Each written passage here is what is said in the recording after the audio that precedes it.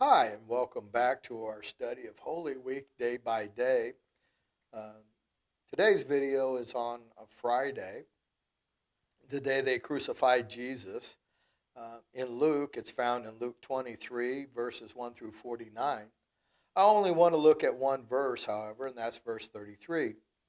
And when they had come to the place called Calvary, there they crucified him. And if we're going to understand, if we're going to see the cross clearly, there's a few things we need to understand. The first thing we need to understand is that dying on the cross was a choice that Jesus made.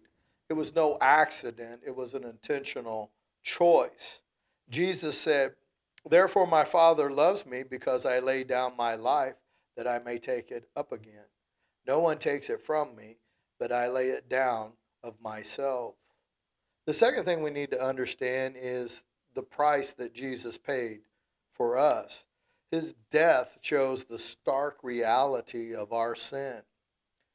Matthew in his gospel wrote, "And about the ninth hour Jesus cried out with a loud voice, saying, my God, why have you forsaken me?"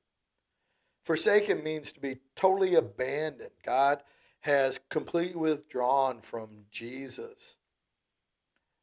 Paul, in his second letter to the Corinthian church, wrote, "For he made him who knew no sin to be sin for us, that we might become the righteousness of God in him."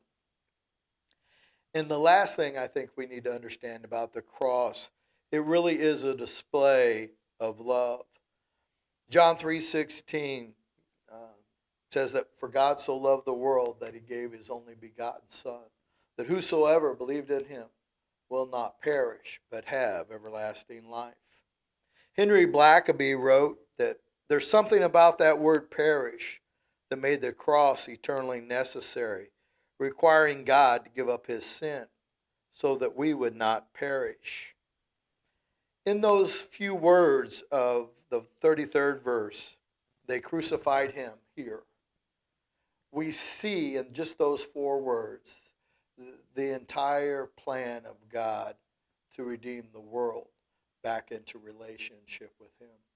And it is our prayer that during this Holy Week that you would accept Christ's sacrifice, his atoning death that cover your sin, that you would be reconciled back to God into an eternal relationship. Thank you, and see you tomorrow.